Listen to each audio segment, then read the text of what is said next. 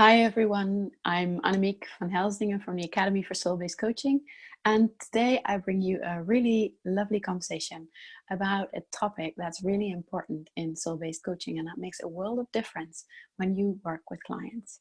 And with me is Paloma White, and she is amazing, and she's one of our coaches in training. She's almost there. Yeah, so I asked her about what is it that you would like to talk about that really feels important to you. And what was it that you said, Paloma? It's the practice of letting go of outcome.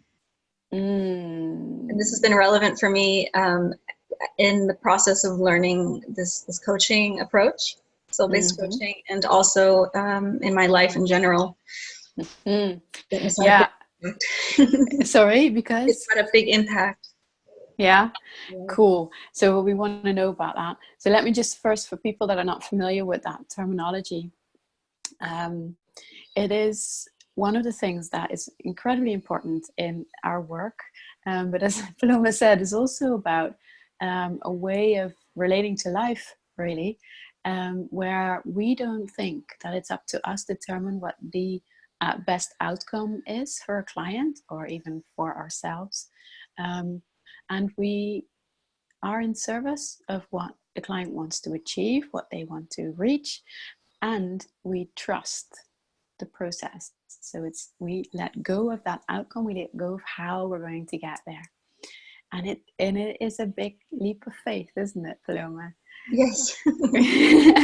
Would you share with us about how your journey with this has been like? Right, of course. Well, I've been on this journey for about 9 months now.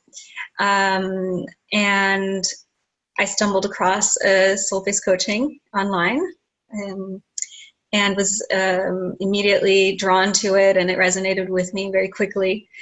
And it's been a really rich journey these past 9 months. And like I said, this aspect of letting go of outcome, it's something that I'm internalizing and that I'm applying to my practice sessions as I'm practicing, working towards certification. And I've noticed it has a sort of a spillover effect into the rest of my life,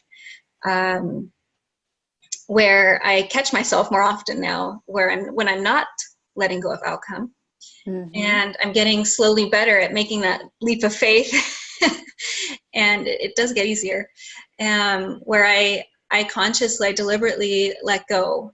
And I let go with my mind, I let go with my body. And I can feel, it's very difficult to explain, but I can feel a difference that happens. Yeah, there is something, and maybe something for you that you could just take a little moment to think about. It's an example of where you caught yourself like, oh, I can do this in a different way.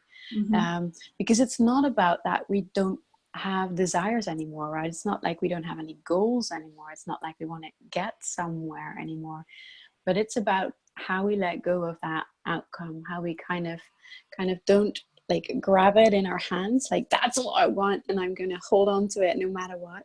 It's more of a, this is what I'm inviting in, and kind of leaning into that. And that's a very different thing to be doing with your energy and with your actions and with your thoughts and with your feelings even. Exactly. Is there anything that comes to mind when you say about it spilling over in your own life? Yes. Well, what came to mind right now specifically was my many practice sessions, and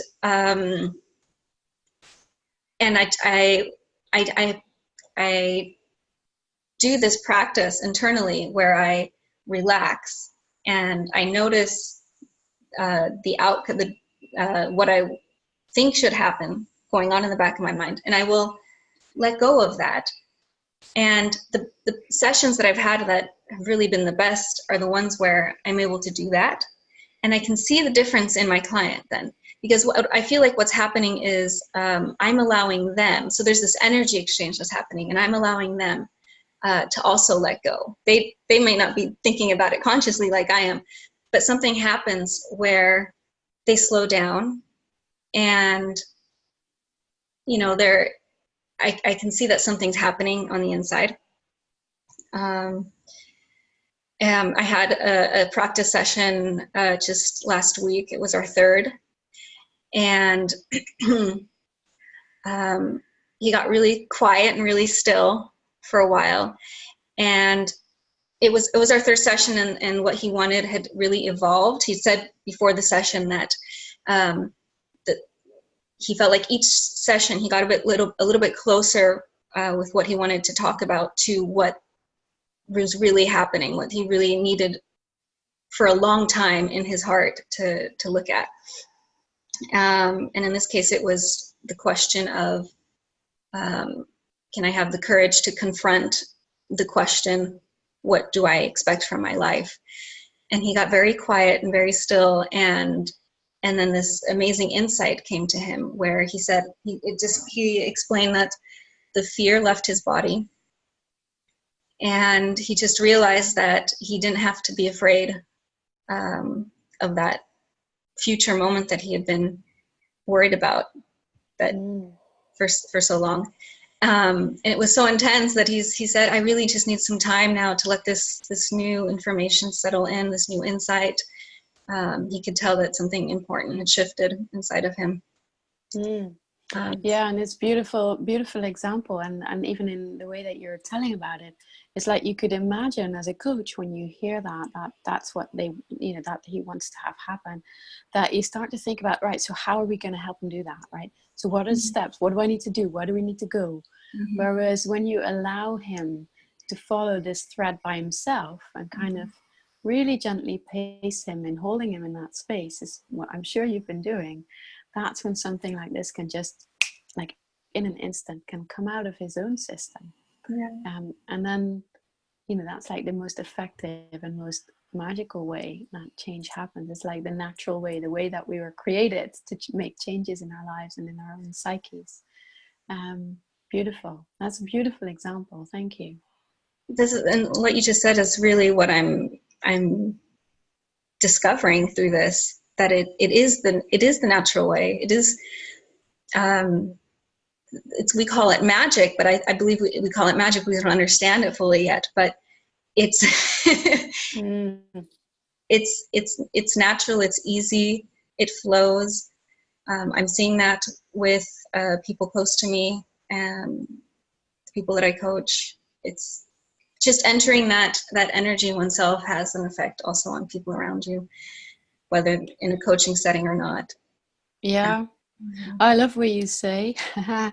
It is natural, and yes, we call it magic, and actually magic is very much in that we learn to get out of our own way. It's like when we're so busy thinking about, how can I reach this goal? How can I get where I want to go? And not saying that you don't have to do anything. It's just that we're just so convinced, right, in our world that we have to think about it.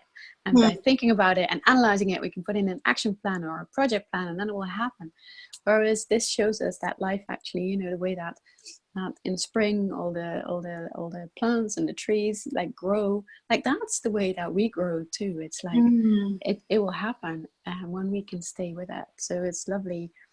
It's a lovely practice. Like letting go of outcome is a lovely practice of getting out of the way for yourself, but more even so for the people that you would like to work with or the people that you work with. Yes. Gorgeous, beautiful example. Thank you so much for sharing this nugget, Paloma. We'll just keep this short today because I know everybody has lots to do. So where can people find you if they would like to know more about you and your practice? Well, I have a Facebook page. It's called Paloma White Life Coach in Training. And yes, you can reach me through there. I live in Vienna, so if I can, I meet with practice clients in my home, and if not, then online. Cool. Yeah. Wonderful. Yeah. Are you still looking for practice clients, or are you fully booked? Always. Oh, people, this is a really, really beautiful offer. So, highly recommend you get in touch with them. Right, Paloma, thank you so much. Thank you, Annemiek. Look forward to when we speak again. Bye. Thank you. Bye-bye.